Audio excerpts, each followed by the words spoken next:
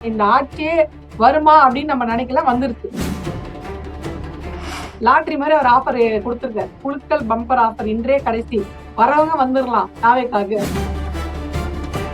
என்னப்பா சோஃபாலாம் அனுப்பிட்டேன், எனக்கு நீ காட்டுற நன்றி இதுதானா? இவ்வளவுதானே இந்த பிரச்சனை. மோடி மாடல் தான் இங்க போயிட்டு இருக்கு அப்படின்றது இந்த மாதிரி நிறைய விஷயம் சொல்லலாம். பெண்களுக்கு எதிராக வன்முறைகள் இவ்வளவு நடக்குது திமுக ஆட்சியில. நான் வந்தா எதுவுமே நடக்காதுன்னு சொன்னார் இல்லையா? இவர் வந்து என்ன பண்ணாரு? எங்களை இந்த மாதிரி மோசமா பேசுறாங்க. இந்த ஆட்சியில பெண்களுக்கு பாதுகாப்பு இல்ல.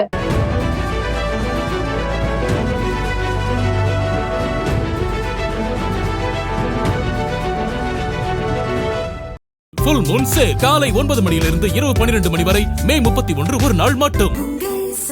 டயா பூஸ்டர் சுகரை கண்ட்ரோல் பண்ணும், உங்க ஆரோக்கியத்தை மீட்டு தரும். சர்க்கரையை கட்டுப்படுத்துறதுக்கான எளிமையான வழிமுறை, இயற்கையான வழிமுறை. அனைத்து மருந்து கடைகளிலும் கிடைக்கும். மதிமுகம் நேயர்களுக்கு வணக்கம். நான் இசை. இன்றைய நேர்காணலில் நம்மோட ஊடகவியலாளர் பானு அவர்கள் இணைந்திருக்கிறார். பேசலாம். வணக்கம் மேம். வணக்கம் தோழர். தமிழகம் மற்றும் ஒரு இடைத்தேர்தலை சந்திக்க தயாராகிட்டு இருக்கிறாங்க. பிரிஞ்சு போன அதிமுக இதுக்கடையிலேயே ஒன்னாக்கி இருக்காங்க. அதுலயே மூன்றாவது அணின்னு ஒரு 4 பேர் பிரிஞ்சு அவங்க ராஜினாமா செஞ்சுட்டு தாவேக்காவுல இணைஞ்சிருக்காங்க. குறிப்பா தலைமைச் செயலகத்துக்குள்ள வச்சு இணைஞ்சிருக்காங்க. ஒரு அரசு அலுவலகத்தை அரசியல் அலுவலகமாவே மாத்திருக்காங்க. எப்படி பாக்குறீங்க? இது எல்லாம் என்ன உணர்த்துது? விஜய் அவர்கள் டெல்லி பயணம் அப்படின்றது எப்படி இருக்குன்னா, நம்ம எல்லாருமே ஒரு கேள்வி வச்சோம். அரசியல் நாகரிகம் கருதி தமிழ்நாட்டுல இருக்கக்கூடிய எல்லா கட்சி தலைவையும் அவர் போய் பார்த்தாரு. ஏன் இபிஎஸ் மட்டும் அவர் பார்க்கல அப்படின்ற கொஸ்டின். ஏன்னா என்டிஏ கூட்டணியில இருக்கக்கூடிய அன்புமணி அவர்கள் கூட வீட்டுல போய் பார்த்தாரு. அவங்க குழந்தைங்களா மாமா வந்திருக்காங்க பாருங்க, உங்க ஃபேன் தாங்க அப்படின்ற நியூஸ்லாம் நம்ம பார்த்தோம். ஏன் இபிஎஸ் அவர்களை பார்க்கலன்னா, விஜய் அவர்களுக்கு நல்லாவே தெரியும் இந்த கட்சியோடைய தலைமை யாரு அப்படின்னா அது இபிஎஸ் இல்ல மோடிஜி தான் அப்படின்னு. இப்ப அதிமுகவுடைய முதலாளியை தான் அவர் பாக்குறதுக்காக இன்னைக்கு டெல்லிக்கு போயிருக்காரு. இல்ல அதுல ஒரு இணைப்பு செய்தியாக இன்னொரு சர்ச்சையை கிளப்பி விட்டாங்க. அது என்ன அப்படின்னா, விஜய் அவர்கள் டெல்லிக்கு போய் தமிழ்நாட்டுடைய நலன் கருதி பல விஷயம் பேச போறாரு.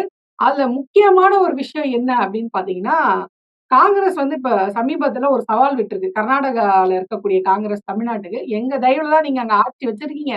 இப்ப நாங்க பாருங்க இங்க கர்நாடகால மேகதாது அணை கட்ட போறோம். நீங்க என்ன பண்றீங்க பாக்கலாம் அப்படின்னு.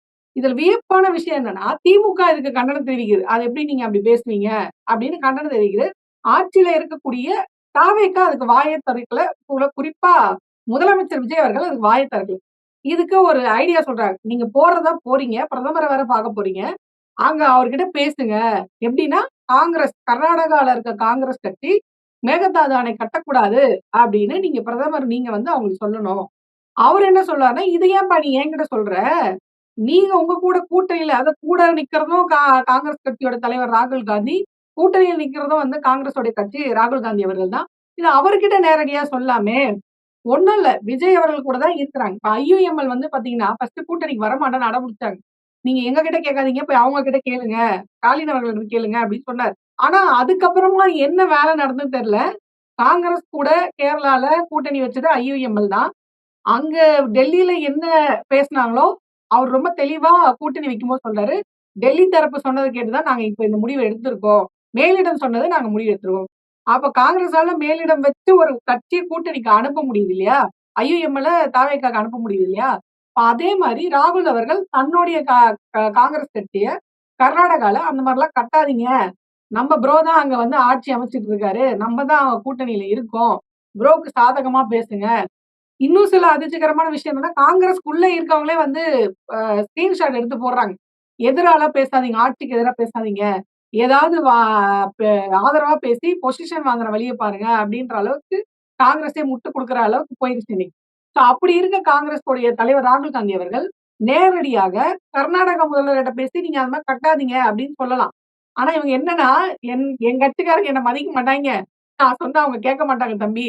இந்த சூரி சொல்வால இதெல்லாம் நான் சொன்னா சிரிச்சுருவாங்க என்ன அப்படின்னு. அது மாதிரி நான் சொன்னா அவங்க கேட்க மாட்டாங்க. ஆக இது பிரச்சனை எப்படி ஆயிடும்னா, ராகுல்ஜி சொல்லியும் கர்நாடகால காங்கிரஸ் கேட்கல அப்படின்ற மாதிரி ஆயிடும். அதனால வழக்கம் போல நம்ம மோடிஜியை வச்சே நம்ம பேசுவோம். எப்படியும் மோடியும் அங்க சொல்ல மாட்டாரு. நீங்க அணை கட்டக்கூடாது அப்படின்னு சொல்ல மாட்டாரு. அப்போ நம்ம பழிய தூக்கி ஈஸியா என்ன பண்ணிடலாம், மோடிஜி சொல்லல. மோடிஜி சொல்லாததுனால இவங்க அணை கட்டிட்டாங்க அப்படின்னு பழிய தூக்கி மோடி அவர்கள் மேல போடலாம் அப்படின்ற பிளான்ல தான் மேகதாது அணைய கட்டக்கூடாதுன்னு மோடிய வச்சு வலியுறுத்துங்க. கேட்டா அவரு பிரதமர் அப்படின்னுவாங்க. இது பிரதமரே தலையிட வேண்டியது இல்ல. இந்த காங்கிரஸோடைய தலைவர் சொன்னார்ன்னா, அவங்க ஆட்சி தான் அங்க நடக்குது. அவங்க இவங்களுக்கு அனுசரணையா போயிருப்பாங்க. கடந்த 5 வருஷம் ஆட்சி நடந்தது இல்லையா? தமிழ்நாட்டுல இதுக்கு முன்னாடி திமுக ஆட்சி நடந்தது இல்ல. காங்கிரஸ் கூட்டணி வருதா? இந்த மாரி ஒரு சர்ச்சை வந்துதா? வரல. இன்னைக்கு வருது. அப்படி இருக்கும்போது நீங்க உங்களுக்குள்ள பேசி இந்த மாரி வர வேண்டாம். ஒரு பிரச்சனை வேண்டாம்னு சொல்லியிருக்கலாம். ஆனா இதுக்கு நீங்க மோடி கிட்ட வலியுறுத்துங்க அப்படின்னு சொல்றது தான் எனக்கு ஒண்ணும் புரியல. அப்ப ராகுல் காந்தி அவர்களால அவங்களுடைய கட்சிய கூட வந்து கண்ட்ரோல் பண்ண முடியாதா? அப்படின்ற கேள்வி வந்து நிக்குது. 2வது பிரிந்த கூட்டணி அப்படின்னு அந்த அதிமுகவ பத்தி பேசுனீங்க இல்லையா? 3வதா ஒரு கட்சி போயிருக்கு அப்படின்ட்டு.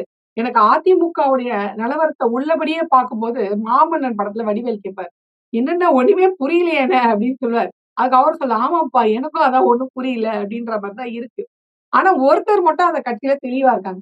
அதாவது எஸ்பி வேலுமணி அவர்களும், சி.வி. சண்முகம் அவர்கள் தான் ஒரு டீம் பிரிஞ்சு வந்தாங்க.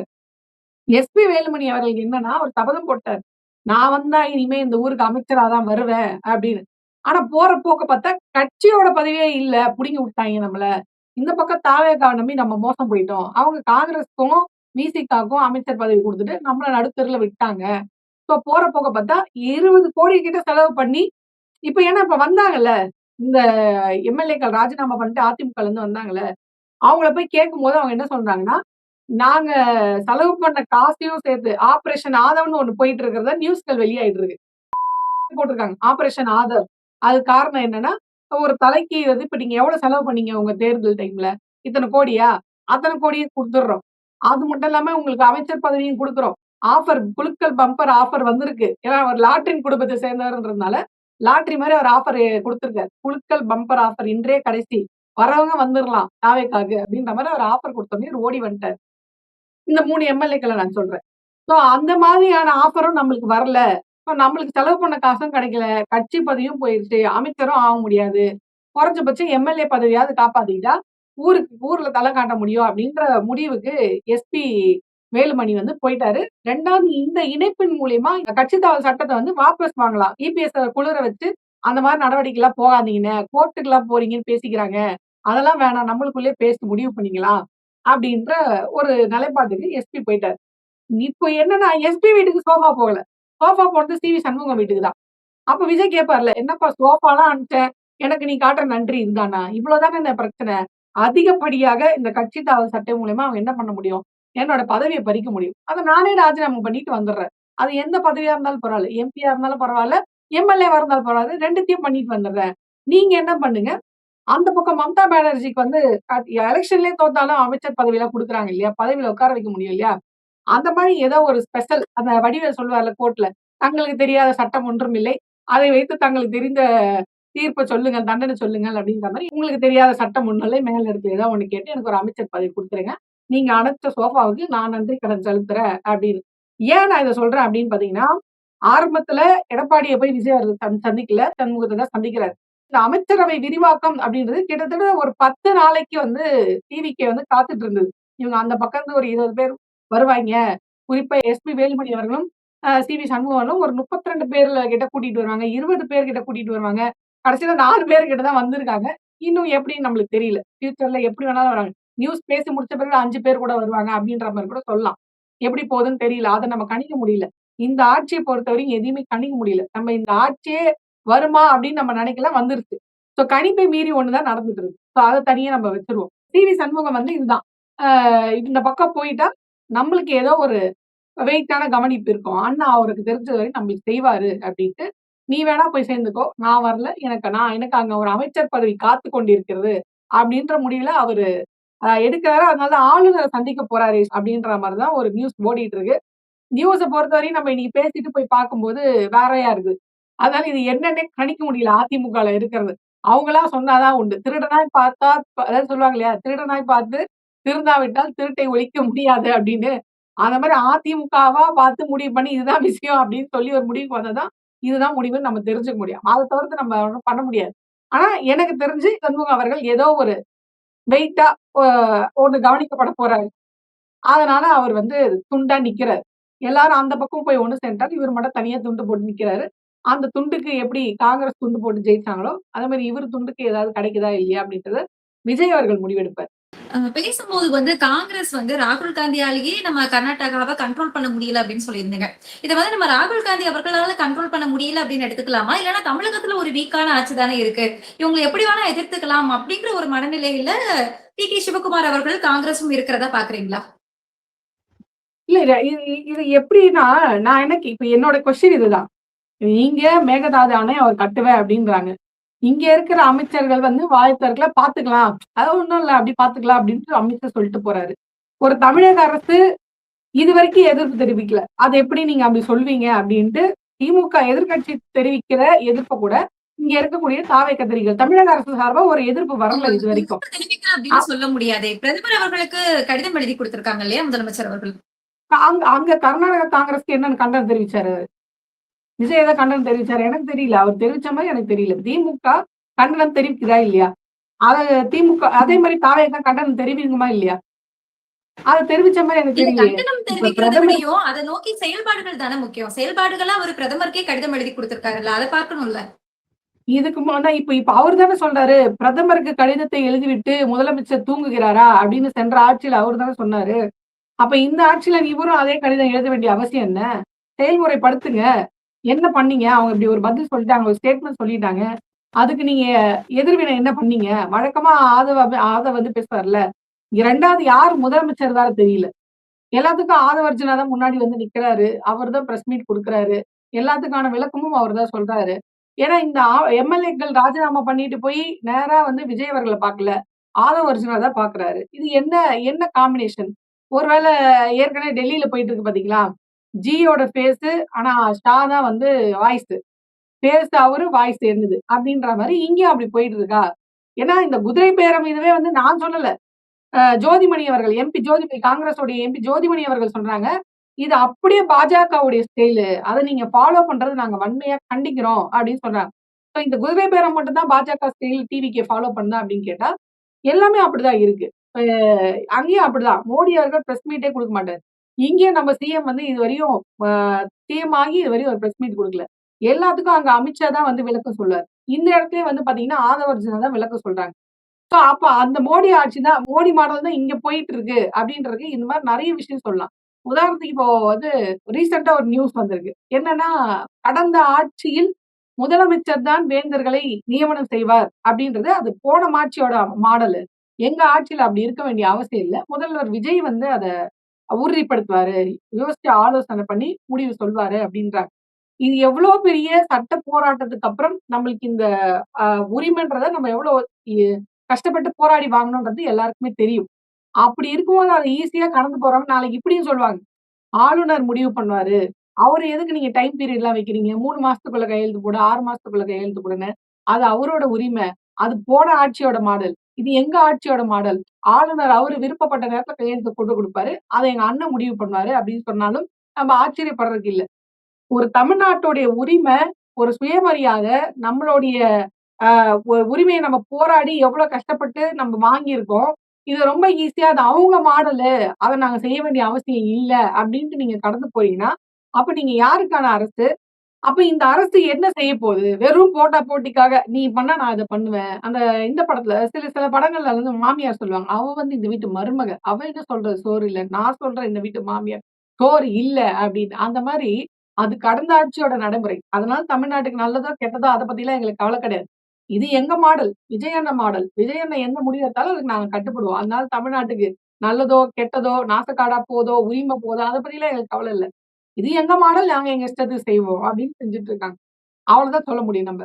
கம்யூனிஸ்டுகளும், விசிகாவும் இதுல வந்து அமைதி காப்பத வந்து நீங்க எப்படி பார்க்குறீங்க? விஜய் அவர்கள் அமைதியா இருக்கிறாருன்னா, அதுக்கு மிச்ச அமைதியில இவங்க 2 பேருமே இருக்கிறாங்க. இதே பாஜக செஞ்சிருந்தாங்கன்னா, இவங்க தானே முன்னாடி வந்து குரல் குடுக்குறாங்க. இப்ப அமைதியா இருக்கிறதுக்கான காரணம்? விசிக வந்து அந்த கட்சிக்கு போன பிறகு அவங்களாவே மாறிட்டாங்களோ? அப்படின்ற கேள்வி தான் எனக்கு வருது. ஏன்னா, வன்னி அரசு வந்து கேட்கிறாரு, ஒரு ஐஜி வந்து அதாவது ஐஜி வந்து ஒரு 10 வயசு குழந்தை இறந்துருச்சு. பாலியல் வன்கொடுமை. ரொம்ப மோசமான அதிர்ச்சியான ஒரு சம்பவம். ஏன்னா பட்டப்பகல்ல விளையாடிட்டு இருந்த குழந்தைய காணோம். எல்லாம் தமிழ்நாடே அதிர்ச்சியில இருக்கு. ஆனா இத பத்தின ஒரு நியூஸ் குடுக்கும்போது, அவங்களுடைய அந்த எமோஷன்றது தமிழ்நாட்டுக்கே கடத்தப்படுற ஒரு எமோஷன். அப்படி இருக்கும்போது அந்த இடத்துல அவங்க அப்படி சிரிச்சிருக்க வேண்டிய அவசியம் இல்ல. அவங்க வெளிய போய் சிரிச்சா நம்ம யாரும் கேட்கல. நம்ம 24 மணி நேரம் உம்முன்னு இருங்க, உர்ருன்னு இருங்கன்னு சொல்லல. ஆனா அந்த ஸ்பாட்ல இத்தனை பிரஸ் இருக்கு. இந்த உலகமே வந்து தொலைக்காட்சி மூலியமா உங்கள பார்த்துட்டு இருக்கு. அப்ப நீங்க எந்த மாதிரியான ஒரு முகபாவனையோட இருக்கணும். ஆனா நீங்க அங்க வந்து சிரிச்சுட்டு இருக்கிறத எல்லாரும் கண்டிக்கிறாங்க. நியாயமா இத வந்து வன்னியரசு அவர்கள், அமைச்சர் வன்னியரசு அவர்கள் வந்து கண்டிச்சிருக்கணும். இது தப்புதான்னு. ஆனா அதுக்கு மாறா அவர் என்ன பேசுறாரு அப்படின்னு பார்த்தீங்கன்னா, ஒரு போலீஸ்காக 24 மணி நேரம் உர்ருனே இருக்க முடியுமா? சிரிச்சது ஒரு தப்பா? அது ஏன் பெரிய விஷயமா பேசுறீங்க? அப்படின்னு அவங்க சொல்றாங்க. இதே மாதிரி இன்னொரு விஷயம் சர்ச்சையா போயிட்டு இருக்கு. அது எப்படி கட் காப்பி பண்ணாங்க, எது மாடிஃபை பண்ணி போட்டாங்கன்னு சொன்னாலும், நான் ஆதவிடம் பேசினேன். கரூர் விஷயத்துக்காக நான் ஆதவுக்கு ஆறுதல் சொன்னேன் ஃபோன்ல அப்படின்னு திருமாவளவன் அவர்கள் சொல்றாரு. எனக்கு என்னன்னா, இது கட் பண்ணாங்க, மாடிஃபை பண்ணாங்க. அதுல அவர் சொல்ல வர விளக்கம் என்னன்னா, கடைசியா நான் ஆதவ் கிட்ட பேசினது அதுதான். அதுக்கப்புறம் நான் பேசல அப்படின்னு 1000 நரேஷன் சொல்றாங்க. என் கேள்வி ஒரே ஒரு கேள்வி. அந்த இடத்துல ஆதவ் அர்ஜுனாக்கு ஆறுதல் சொல்ல வேண்டிய அளவுக்கு ஆதவ் அர்ஜுனா என்ன பாதிக்கப்பட்டார்? பாதிக்கப்பட்டது 41 குடும்பம். 41 பேரோட உயிர் போயிருக்கு. அதுக்கு காரணம் விஜய் அவர்கள். இத அவங்களே இத்தன நாள் எதிர்த்துட்டு தான் இருந்தாங்க திமுக கூட்டணியில இருக்கும்போது. அப்படி இருக்கும்போது ஆத ஆ ஆறுதல் சொல்ற அளவுக்கு ஆதவர்ஜுனா என்ன அங்க ஒரு பெரிய இதுக்கு ஆளாயிட்டாரு. அப்ப இது நாள் வரையும் நீங்க இங்க இருக்கும்போது எதிர்த்து தானே பேசிட்டு இருந்தீங்க. அங்க ஆறுதல் சொல்ற அளவுக்கு ஆதவர்ஜுனா என்ன ஆனாரு? ஏன் ஆறுதல் சொன்னீங்க? நியாயமா நீங்க வந்து என்ன தம்பி இப்படி வந்து பொறுப்பு இல்லாம நடந்திருக்கீங்க.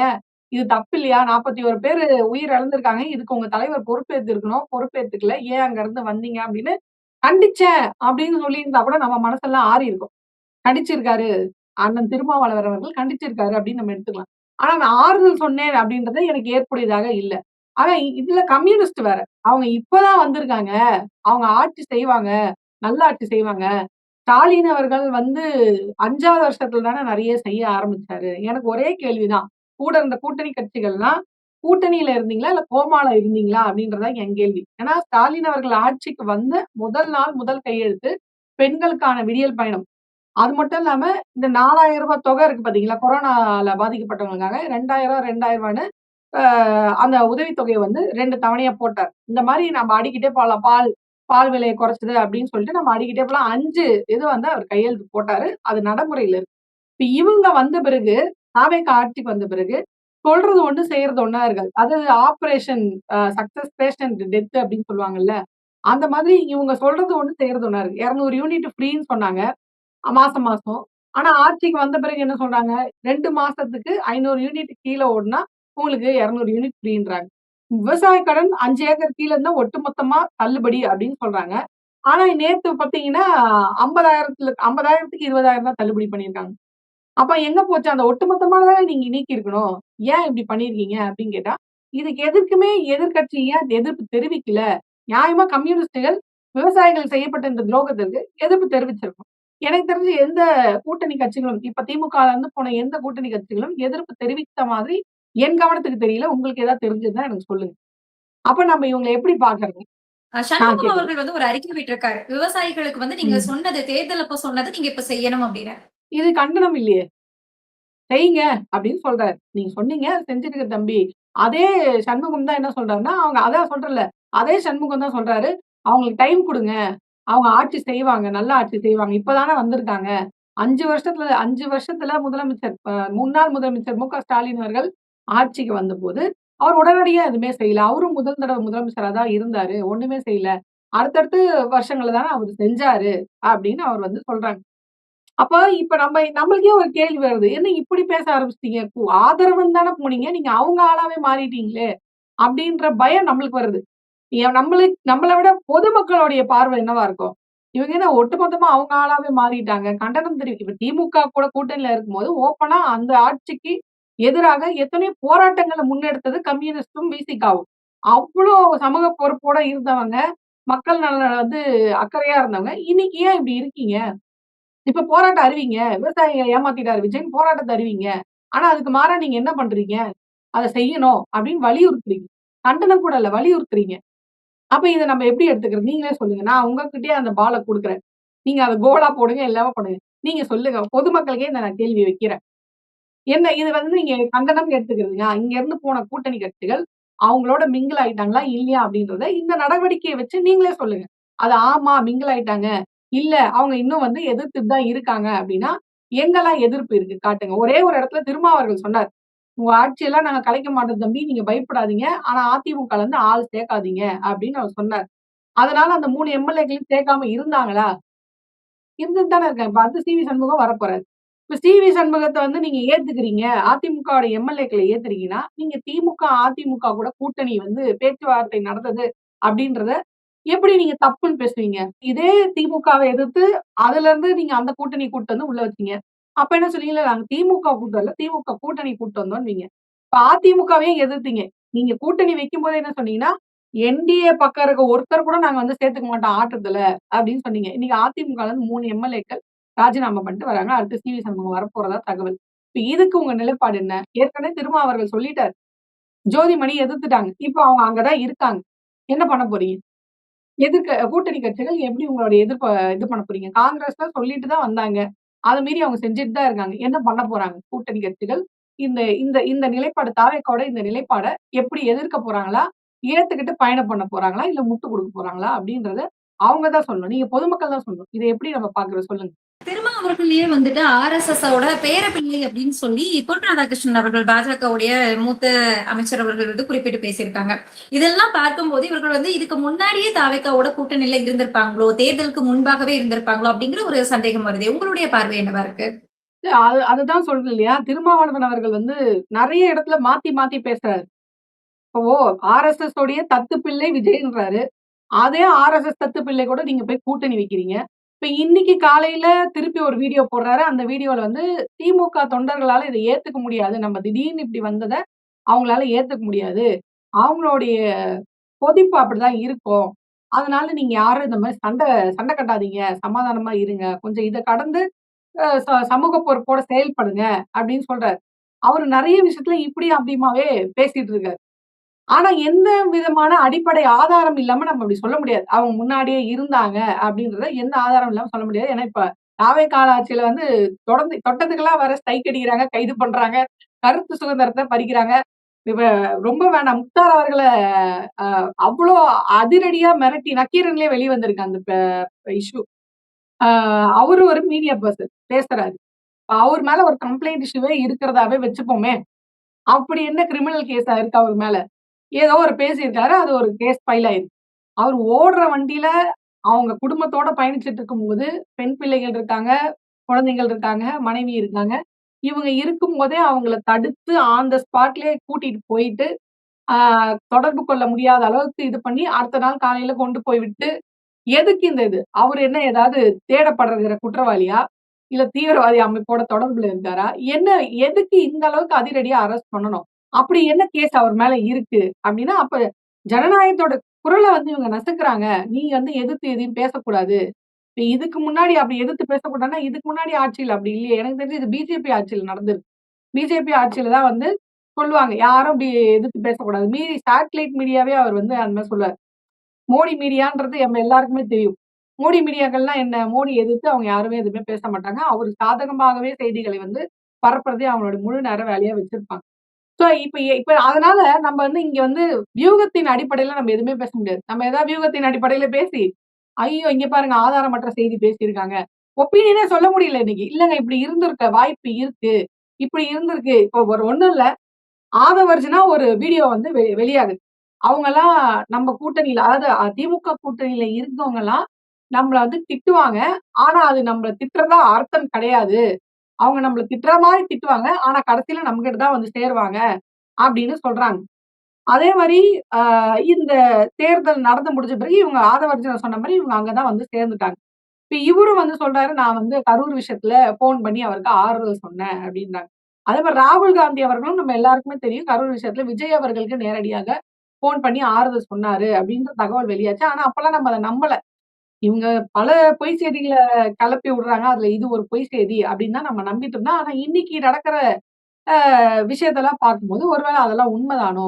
உண்மையாக தான் இருந்திருக்க வாய்ப்பு இருக்கோ! அப்படின்ற மாரி ஒரு ஒப்பீனியனா தான் நம்ம பேச முடியுதே தவிர, எந்த ஆதாரமே இல்லாத போது, இப்படிதான் நடந்திருக்கும் அப்படின்னு நம்ம சொல்றது வந்து கஷ்டம் தான். ஏன்னா இன்னைக்கு சூழல் அப்படி இருக்கு. தமிழ்நாட்டோட சூழல். நீங்க ஒப்பீனியன் பேசினாலே அரெஸ்ட் தான். இப்ப நீ பேசுறியா? அப்ப புடி அது. இன்ஸ்டாகிராமா இருந்தா உங்களுடைய சேனல் வந்து முடக்கப்படும். உங்களுடைய ஐடி வந்து முடக்கப்படும். சோசியல் மீடியால பேசுனீங்கன்னா, உங்கள அரெஸ்ட்டே பண்ணுவாங்க. அந்த அளவுக்கு போயிட்டு இருக்கீங்க. வந்த உடனே இந்த மாதிரி ஒரு பழிவாங்கும் நடவடிக்கையா? எவ்வளோ வேலை இருக்கு. பெண்களுக்கு பாதுகாப்பு இல்லன்னு சொல்லி ஆட்சிக்கு வந்தீங்க.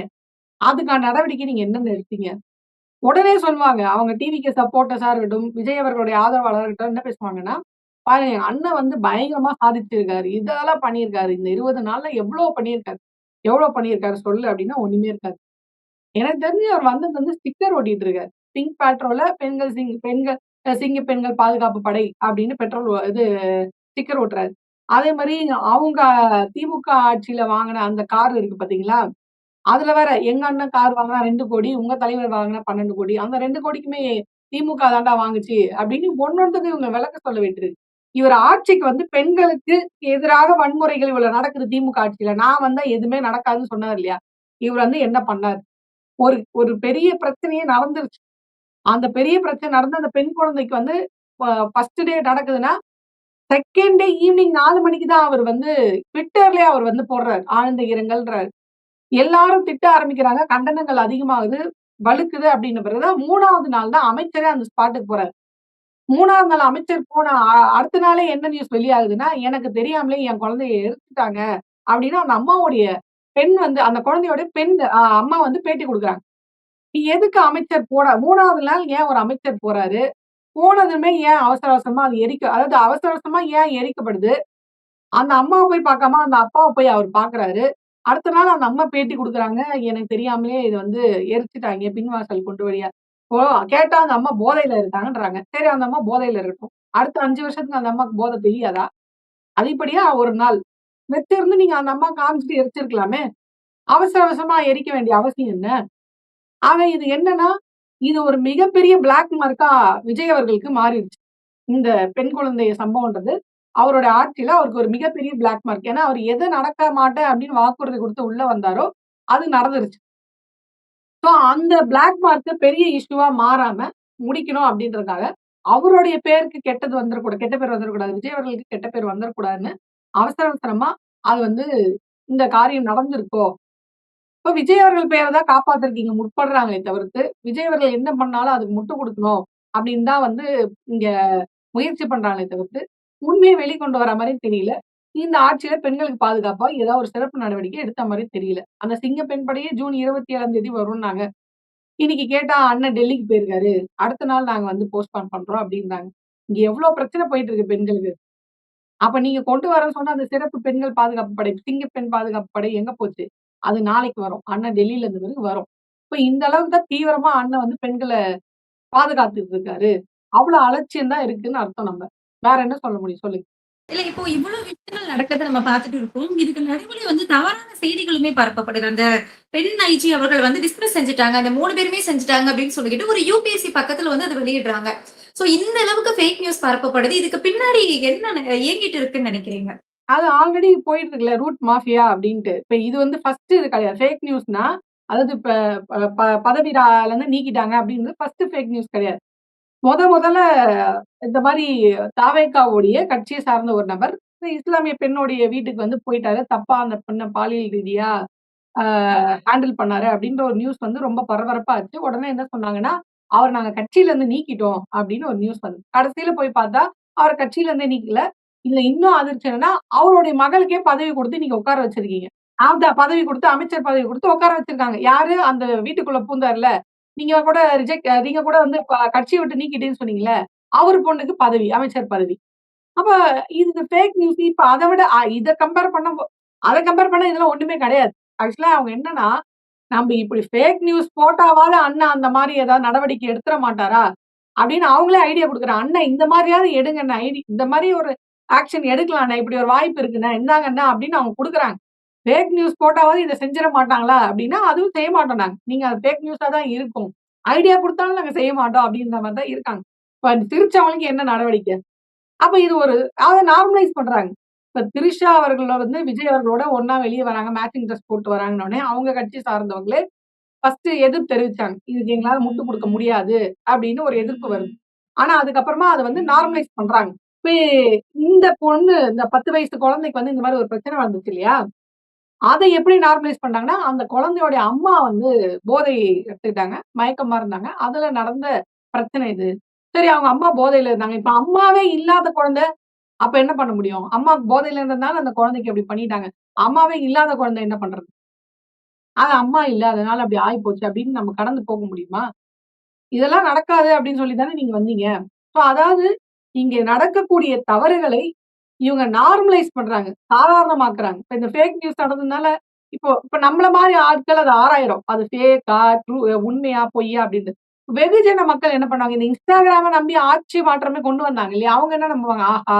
விஜய் அவர்கள் பாருங்க அதிரடியா ஒரு நடவடிக்கை எடுத்துட்டாரு. பதவியில இருந்தே நீக்கியிருக்காரு. அப்படின்ற நியூஸ் தான் போய் சேரும்.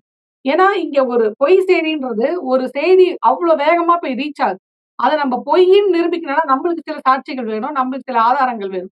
அந்த ஆதாரங்கள தேடி எடுத்துட்டு வந்து அந்த ஒரு பொய்ய வந்து பொய்ன்னு நிரூபிக்கிறதுக்குள்ள 10 பொய் அடுத்து வருது. என்ன பண்றது நம்ம? புரியல. அப்ப 2வது என்னன்னா, இதுல திமுகவோட தவறும் இருக்கு அப்படின்னு நான் சொல்றேன். அதாவது இன்னைக்கு தாவேகா நேத்து ஆட்சி அமைச்சது. ஒருத்தர் வந்து முதலமைச்சர பத்தி தப்பா பேசிட்டாரு அப்படின்னோன, உடனடியா அவர் மேல கேஸ். "நீ எப்படி முதலமைச்சர் இப்படி தப்பா பேசுவ?" அப்படின்னு ஒரு அதிரடியான நடவடிக்கை எடுக்கப்படுது. இது ஏன் திமுக ஆட்சியில முதல்வர் அவர்கள அவ்ளோ மோசமா டிவிகேல இருக்கவங்கலாம் அவ்ளோ மோசமா வந்து பேசுனாங்க. கமெண்ட்ஸ் பண்ணாங்க. நேரடியா பேசினாங்க. இவரே ஸ்டாலின் அங்கிள் ஸ்டாலின் அங்கிள் கூட ஒரு மரியாதையா பேசினாருன்னு வைங்களேன். ஆனா தாவேக்கா சார்ந்தவர்கள் ரொம்ப மோசமா கேட்கவே முடியாத அளவுக்கலான வார்த்தைலாம் போட்டு பேசினாங்க. அன்னைக்கு திமுக ஏன் நடவடிக்கை எடுக்கல? அப்படின்ற கேள்வி வருது. அன்னைக்கு அவங்க எடுத்திருந்தாங்கன்னா, இந்த மாதிரியான ஒரு அவல நிலை தமிழ்நாட்டுக்கு நேர்ந்திருக்காதோ! அப்படின்னு தான் நம்மளுக்கு தோணுது. ஸோ அந்த அந்த நரேஷன் வந்து எப்படி இப்ப இங்க டிவிகே ஆட்சியில எப்படி இருக்குன்னா, என்ன வேணாலும் பேசு. ஆனா டிவிகேக்கு ஆதரவா பேசு. எதிரா பேசினா, உன்ன வந்து நான் முடக்குவேன். அது இல்லன்னா ஃபேக் நியூஸா பரப்பிட்டு இருக்காங்கண்ணே அப்படின்னா, அத பத்தின எந்த இதுவுமே இல்ல. கிணத்துல போட்ட கல்லு மாரி இருக்கு. இத்தன ஃபேக் நியூஸ் வருது. ஒண்ணும் வேண்டாம். நான் ரொம்ப சிம்பிளா ஒண்ணு கேட்கிறேன். இப்ப இவரு முதல்வர பத்தி அசிங்கமா பேசிட்டாரு. அது தப்பு தான். ஒரு முதல்வர பத்தி அவதூறான வார்த்தைய போட்டு ஒரு மொழி பண்புன்னு ஒண்ணு இருக்கு. என்ன மாரி ஒரு கேள்வி கேட்கணுமோ, "ஏன் இப்படி பண்றீங்க?" அப்படின்னு கேட்கலாம். கேள்வி கேட்கவே கூடாதுன்னு சொல்லல நான். முதல்வரும் மக்களால் தேர்ந்தெடுக்கப்பட்ட ஒரு பிரதிநிதி தான். மக்கள் கேள்வி கேட்கிற இடத்துல தான் இருக்கிறாங்க முதல்வரும். கேள்வி கேட்கலாம். ஆனா அதுக்கும் ஒரு வரமுறை இருக்கு. அவங்க பேசினது தப்பு தான். கரெக்ட். நீங்க எடுத்த ஆக்ஷன் கரெக்ட். ஆனா இன்னைக்கு ஒரு துணை முதல்வர வந்து தாவேகாவுடைய ஆதரவாளரா இருக்கக்கூடிய ஒரு பெண் வந்து அவ்ளோ மோசமா பேசுறாங்க. யாராவது அந்த கட்சிக்கு எதிரா பேசுனா, ஆ அவ்ளோ மோசமா இப்ப உதாரணத்துக்கு லவுட் ஸ்பீக்கர்ன்னு ஒரு இன்ஃப்ளூயன்சர் இருக்காங்க. அவங்க வந்து பேசக்கூடியவங்க. அவங்கள அவ்ளோ மோசமா வந்தனா அவ்வளவுதான் உன்ன இப்படி பண்ணிடுவாங்க, அப்படி பண்ணுவாங்க மிரட்டுறாங்க. ஓப்பனா பப்ளிக்கா மீடியால மிரட்டுறாங்க வந்து. அவங்க மேல தாவேகா அரசு என்ன இது எடுத்தது? நீங்க முதல்வரே விட்டுருங்க. துணை முதல்வர் அவங்க விமர்சிக்கிறாங்கன்னே விட்டுருங்களேன். ஏன்னா உங்களுக்கு அவங்க எதிர்க்கட்சி நீங்க விட்டுருங்க. உங்கள நம்பி நாங்க ஓட்டு போட்டோம்ல. விஜய் அவர்களுக்கு நாங்க ஓட்டு போட்டோம்ல. பெண்களுக்கு பாதுகாப்புன்னு சொல்லி தானே நாங்க ஓட்டு போட்டோம். எங்களெல்லாம் விமர்சனம் பண்றாங்களே. இப்ப நீங்க ஆட்சி ஏத்துக்கும்போது என்ன சொன்னீங்க? ஓட்டு போட்டவங்களும் சரி, போடாதவங்களும் சரி, என் மக்கள் தானே அப்படின்னு சொன்னாங்கல்ல. அப்ப எங்கள பத்தி இப்படி விமர்சிக்கிறாங்க உங்க ஆட்சியில ஒருத்தவங்க. உங்க ஆட்சியில பெண்களை இவ்வளவு தரக்குறைவா பேசுனாங்க. இதுக்கு விஜய் அவர்கள் என்ன நடவடிக்கை எடுத்தார்? ஒரே கேள்விதான். என்ன நடவடிக்கை எடுத்தார்? கண்ட்ரோல் பண்ணாரா? அட்லீஸ்ட் கண்டனம் தெரிவிச்சாரா? விஜய் அவர்கள் வந்துங்க அடுத்து துணை முதலமைச்சர் மாரி ஒருத்தர் செயல்பட்டுட்டு இருக்காருல்ல. எப்ப பார்த்தாலும் பிரஸ் மீட் குடுக்குறது அவர்தான். விளக்கம் சொல்றது அவர்தான். அப்படின்னு அமைச்சர் ஆதவ அர்ஜுனா இருக்கார்ல. அவரு என்ன இதுக்கு வந்து கண்ட்ரோல் பண்ணாரு? ஒரே ஒரு வாட்டி புஷி ஆனந்த் சொன்னார். அண்ணனுடைய பேருக்கு களங்கம் விளைவிக்கிற மாரி நடந்துக்காதீங்க அப்படின்னு சொன்னாரு. அபிஷியலா ஒரு அரசு என்ன பண்ணுது? இந்த அரசு பெண்களுக்கு இந்த மாரியான பிரச்சனை நடக்குது. இல்ல இந்த அரசு வந்து பெண்கள் மீடியால பேசக்கூடாது, உங்களுக்கு எதிர்ப்பு தெரிவிக்க கூடாதுன்னு நினைக்குதா? இப்ப என் கேள்வி அதுதான். எங்கள இந்த மாரி மோசமா பேசுறாங்க. இந்த ஆட்சியில பெண்களுக்கு பாதுகாப்பு இல்ல. அது சோசியல் மீடியாவா இருந்தாலும் சரி, நார்மல் டே டு டே லைஃப்பா இருந்தாலும் சரி, பாதுகாப்பு இல்ல. குறைஞ்சபட்சம் இந்த மாரி உங்க ஆதரவாளர்கள் இவ்வளவு தரக்குறைவா பேசுறாங்க. இதற்கு முதலமைச்சர் விஜய் அவர்கள் என்ன நடவடிக்கை எடுக்க போறாரு? பெண்கள் பாதுகாப்புன்னு சொல்லிட்டு தானே வந்தீங்க. இப்படியே பேசுறாங்க. இதுக்கு நீங்க என்ன நடவடிக்கை போடுறாங்க? இந்த வீடியோ மூலியமா நான் கேட்கிறேன். என்னோட கோரிக்கையா கூட நான் வைக்கிறேன். எங்களுக்கு என்ன பாதுகாப்பு குடுக்க போறீங்க? அப்ப உங்கள விமர்சனம் பண்ணவோ, உங்கள கேள்வி கேட்கவே கூடாது. அப்படி கேள்வி கேட்டா, எங்க ஆதரவாளர்கள் அப்படிதான் பேசுவாங்க. அப்படின்னு கைய கட்டி வேடிக்கை பார்ப்பீங்களா? இந்த 2 கொஸ்டின் நான் இந்த வீடியோ மூலியமா நான் முதல்வர் அவர்களுக்கு நான் வந்து என்னுடைய இதுவாவே நான் வைக்கிறேன். நீங்க என்ன பதில் சொல்ல போறீங்க சொல்லுங்க. தெரிஞ்சுக்கிறோம். நீங்க பெண்களுக்கு பாதுகாப்புன்னு சொல்லி தானே வந்தீங்க. தொடர்ந்து இணைந்திருங்க. நிறைய தகவல்கள பகிர்ந்துட்டீங்க. நன்றி. நன்றி.